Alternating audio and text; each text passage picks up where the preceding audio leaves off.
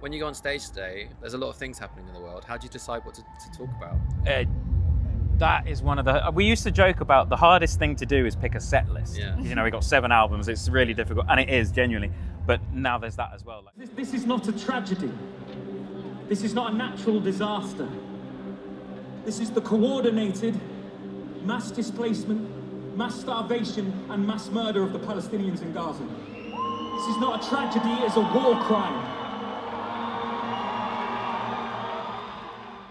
Hello, I'm Sean from Untitled Sound, and I'm about to chat to Rou Reynolds from Enter Shikari about the topics he just discussed then. You can see those full speeches on stage at Reading Festival at the end of this interview. But first, we're going to talk about the grassroots music crisis and how that applies to pretty much everything. If you can understand the problems with grassroots music, I think you can start to understand the problems with everything else.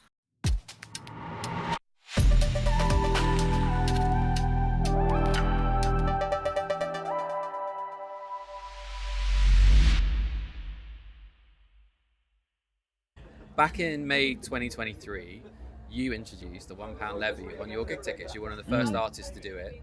And I think it was in Parliament referred to as the Enter Shikari model. Yeah. How does it feel that that's kind of taken off and now kind of voluntarily something people are doing in the industry? Brilliant. Yeah. I guess it's exactly what we would have wanted. I'm not sure what we expected to happen, really. For us, it was just like, we need to do something. We were getting a bit sick of like the conversation not progressing and nothing happening, and we often came up against a lot of brick walls and like, oh no, you can't do that, can't do this. And so for us it was just like a bit of a no-brainer. Okay, well, we've got this arena tour, this is our tour, we can try something, and that's what we did, really. And then luckily it sort of... And had you seen anything like it before? Was there like something you'd seen in like other industries, or you just thought it's a booking fee already, why can't we just add it? Yeah, well, you know, we're in an era where the extra added fees seem to be increasing, not only in amount but also the amount of types of fees. And it, you know, the ticket buying experience is a bit like booking an EasyJet flight or saying, oh, and this fee, oh no, fuck, you know, it's just... So there was part of us that's like, oh well, we don't really want to do it like that, but it just felt like this is the simplest way, perhaps. And you know, I think most people want to support like grassroots music venues. It's not controversial at all. Yeah. So it was like, yeah, you know what, let's just do it and see what happens.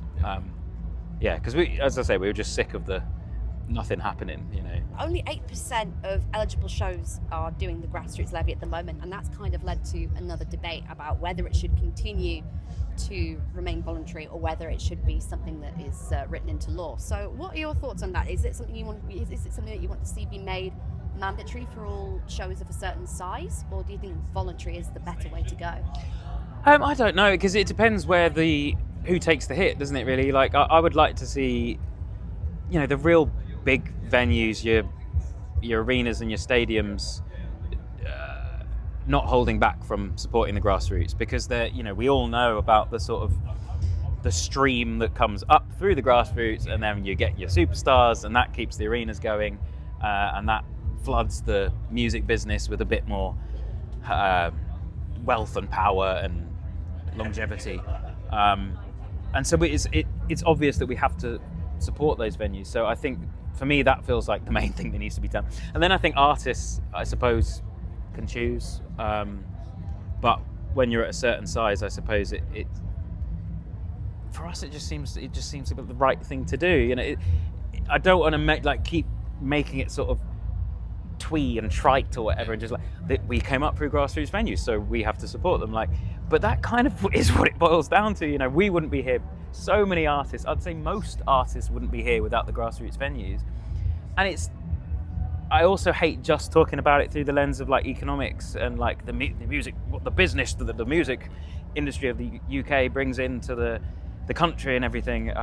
Because also what's more important is the community that it provides. You know, whether it's high art or low art or whatever you describe it as, the full hierarchy, like it all creates human connection, and that's like the most important thing. So to support venues that are are breeding grounds, not just for new artists, but also for human connection in a world that's more divisive than ever, I think is just so important. Dovetails perfectly into my next question. What did the St Albans scene kind of give you, and how does it prepare you to do things like play the main stage of Reading today? I think, from an early start, it instilled into us the importance of the communal side of it, because we never expected to become what we are and have this job, this career even, so it instilled in us early the most important thing is the communal aspect to it, and the strengthening of community ties, and that I think that kind of thing it can only be learned, like if you want to really feel it, and it has to be an emotional thing within you. So we feel very lucky that we had like such a thriving scene, really, like, and had all of those experiences that kind of set us on the road that we've gone down. Because I guess St Albans is like, it's not a kind of destination town or city, is it? It's No. not like got a big Premier League football club, or like it's like a small, like I came from Weymouth down in Dorset, and I worked at the grassroots venue there, and like bands came through to play to 100 people, and like Sponge, the ska band, would always sell it out, and like it was like all these bands that came through the town, and like I got to know so many people. Like I went to a party after a club night, and someone played me Caius for the first time, and then someone else was like, oh, you should read this book, and it was like Don DeLillo or something. It was like 16, 17, just being exposed to culture through going to shows, and I think it's hard to underestimate how important that is. And part of me wonders whether the kind of push for grassroots venue is actually a push for something quite a lot bigger. Yeah. Because community is something which, as much as people want to talk about stopping the boats and saving our own and all that nonsense, like they're not really talking about what it is. Like they're not part of communities, and like grassroots venues feels like a community in a way that other things don't. That was the question there.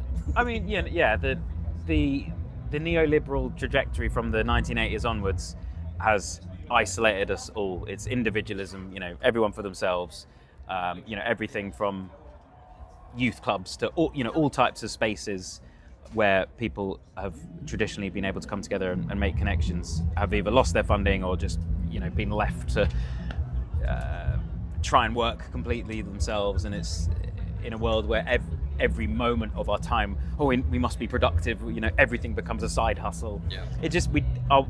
The modern world isn't now made for community and connection and a sense of grounding and belonging and all the things that I think humans want and strive for and need to have a healthy mind, I think, really. You're absolutely right. It's a part of a bigger movement, I think, for like, well, actually, we don't really like the direction that the society's going in, really. I think it's that simple. Yeah, and there has been, I can definitely sort of feel a sense of pushback as well. I think you could feel more and more and ever than like the yearning for connection that people have, but there's actually something quite encouraging in that in a way, isn't there? Because it means that people do want to go and change something, and we might actually start to see a little bit more a shift instead of the sort of decline that we've kind of seen in like civilization, like the last few decades. It's like super encouraging and emboldening, and I think it plays into the defense of the fact that humans aren't just these rapacious, like profit-seeking creatures who are all out for themselves. It's actually very natural and inbuilt in us to strive for community, but you wouldn't think it. We're living through a poly-crisis, and obviously you've spoken a lot about grassroots music, but also you've been speaking about climate change since day dot. And so, like, how do you see the overlap between the crisis in grassroots music, climate change, colonization, all of those things? So I've always been really interested in the broader picture, and I think from the beginning, one of Enter Shikari's like main mission statements was to try and provide broad perspective, because it's so rare that in our fast-paced lives that we actually get to look from the bird's eye view and see, okay, this is connected to that, that's interesting. And like, if you look back into the start of the environmental movement, like in the 80s, when you had that amazing book by Donella Meadows, Limits to Growth, that was like the start of it. And there was this very broad look, and it's like, oh, the whole way we structure society, the capitalism, market-based economics, however you want to describe it, is going to lead us in a very, very dark place, and it has been ever since the 80s.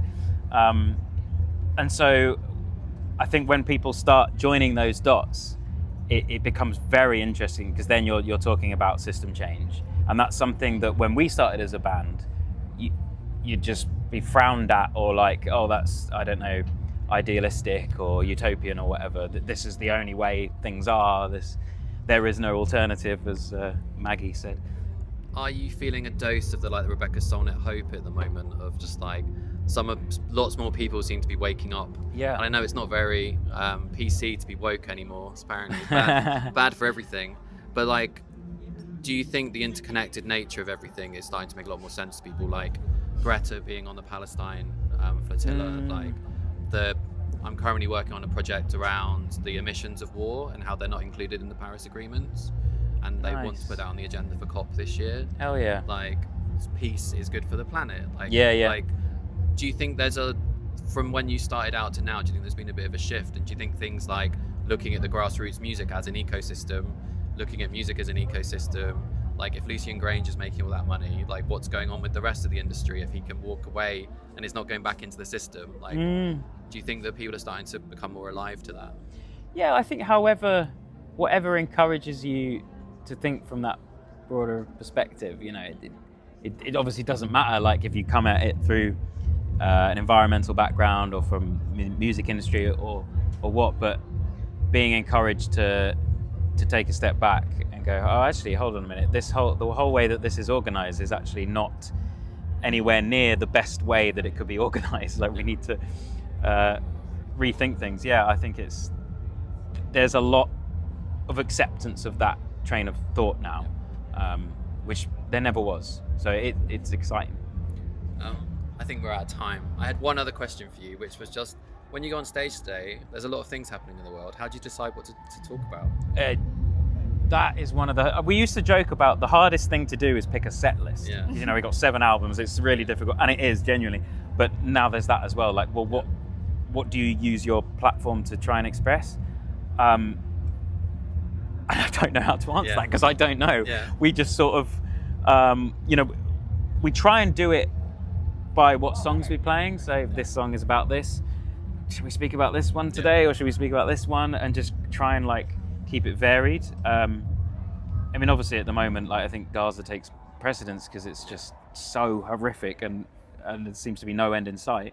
But then also, I was speaking to a climate scientist just last week, and it's like, Jesus Christ, we are on a terrifying trajectory, and it's hard to speak about that on stage because a lot of people, especially here in this festival, we don't realize it. It's such a slow-moving beast, but that really is the most important thing in human civilization. Because climate is ephemeral, whereas weather we can feel and sense. Yeah. There's a lot of conversations at the moment I'm in quite a lot of circles, different climate people, and you just see this change that's happening, and it's I think people are starting to realize, okay, we can join economic justice to climate justice. We can join that to the and then it feels Anyway, thank you so much for your time. It's been great. Thank you. No, pleasure. Thanks for having me. It's such an honour to be back at Reading Festival. We've had the honour of playing here so many times over the years. And I just want to talk about one of those times. 2010. Was anyone here at Reading Festival in 2010? 15 years ago. Well, that year on stage, I wore a t-shirt with big print on the front that said "Free Gaza." And back then I was a young man who was just learning about this thin strip of land on the Eastern Mediterranean. And I was just learning about a people, the Palestinians, who, alongside Jews and Christians, had lived there for millennia. And I was just learning about the state of Israel and how it treated Palestinians like second-class citizens. It subjected them to constant intimidation, humiliation, subjugation, and forced them to live in what was often described as an open-air prison. That was 15 years ago. We've all seen just how fucking horrific things have got now. We've seen the firepower equivalent of 6 Hiroshima atomic bombs dropped on Gaza in the last 2 years. Every single school and university destroyed. Almost 300 journalists murdered. Doctors killed, maimed, detained. Children shot in the head by snipers. It has to be repeated again and again that this is not a tragedy. This is not a natural disaster. This is the coordinated mass displacement, mass starvation, and mass murder of the Palestinians in Gaza. This is not a tragedy, it is a war crime.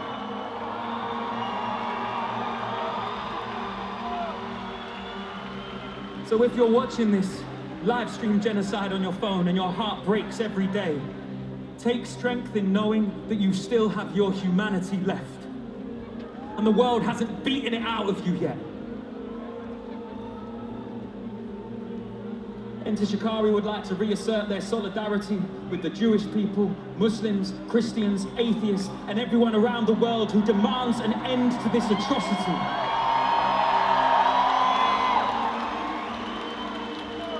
Open the borders and let the aid into Gaza now. Stop supporting and arming Israel now.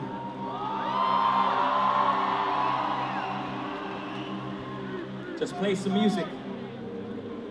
No politics, please. Stick to the music. No politics, please. We've had that for 20 years, cuz.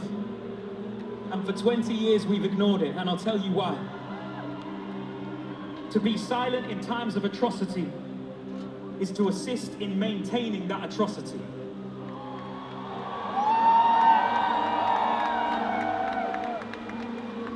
Listen, I'll end by paraphrasing a great Jewish sage, Rabbi Tarfon, who once said, "It is not the duty of you alone to heal this world, but you must not refrain from trying." So we will not refrain from standing up, and we will not refrain from speaking out, and we will not refrain from trying to help heal this world. Love only. Free Palestine.